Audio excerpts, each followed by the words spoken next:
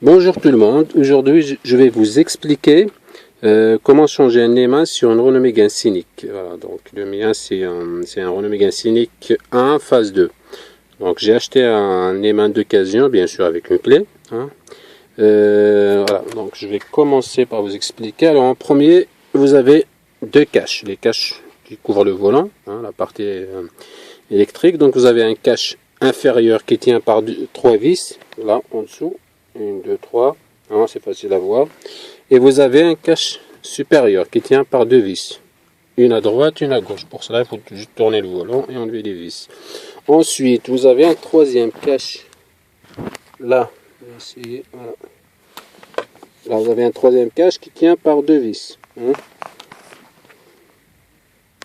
Voilà. Comme ça, vous aurez accès aux fiches du Neumann qui sont bien là. Voilà, donc une fois que vous avez enlevé vos caches, alors là il faut enlever le commodo. Le commodo c'est ça, voilà. Qui tient par deux vis.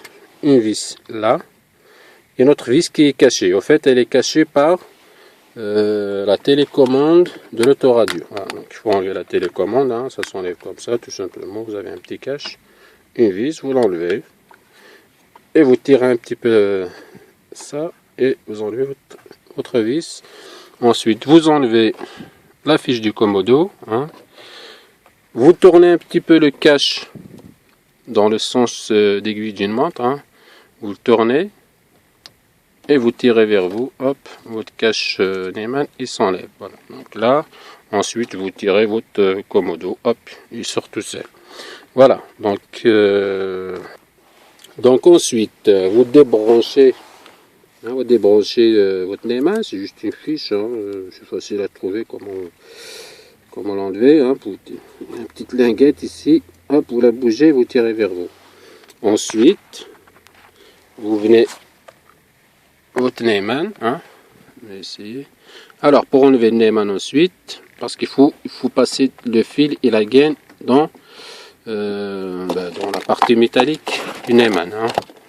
Donc en premier, vous avez une petite vis ici. Donc vous enlevez la vis du Neumann. Ensuite, ici en dessous, je ne sais pas si vous voyez bien, vous avez deux petits boutons. Voilà, 1 et 2. Donc après, il faut les rentrer avec un tournevis. Donc ce que vous faites, vous prenez votre clé, vous la rentrez, vous la tournez, et vous la tournez jusqu'à ce que, et vous essayez avec le Neumann, avec le tournevis, jusqu'à ce que les petits trucs rentrent. Une fois que ça rentre, vous laissez la clé comme ça et vous tirez vers vous. Voilà, donc vous poussez, vous tirez vers vous et le Neumann il sort automatiquement.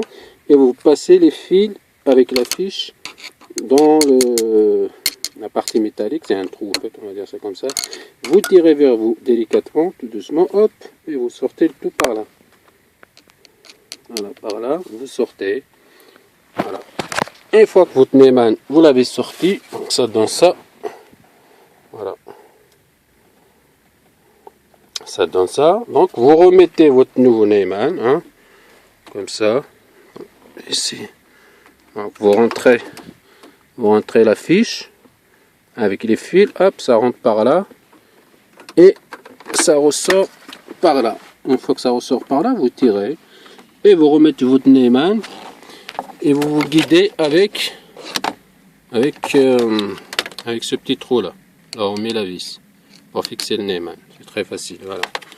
Donc une fois que vous avez remis tout ça, vous branchez votre Neumann pour tester avant tout. Donc pour que votre Neumann il marche, en fait, il y a une astuce. Comme sur la plupart des voitures, il y a la centralisation. Donc en fait, il faut changer une petite pièce à l'intérieur, sinon votre nouveau Neumann il ne marchera pas. Donc je vais vous montrer qu'est-ce qu'il faut changer. Alors voilà, donc ça c'est l'ancien clé. Alors ça, la partie électronique, ça c'est pour la centralisation. Ça sert à rien, c'est pas pour le démarrage, c'est juste pour fermer, ouvrir les portes. Alors ce qu'il faut changer, c'est tout bête au fait. Vous enlevez ce petit charbon.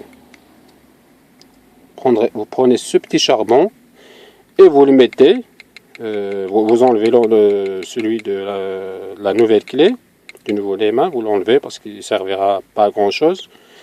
Vous mettez l'ancien charbon sur la nouvelle clé. Hein?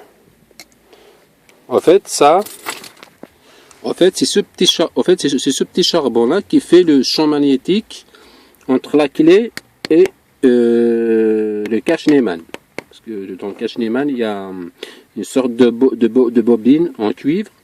Et voilà, et c'est ça qui fait que la voiture elle démarre pas s'il n'y a pas le petit charbon. Donc c'est l'anti-démarrage, voilà.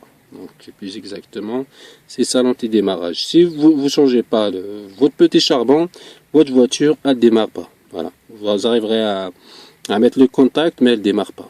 Donc je vais faire une démonstration. Moi j'ai tout changé. Donc hop, vous voyez le petit voyant rouge. Voilà, et c'est éteint. Donc là, elle va démarrer. Voilà.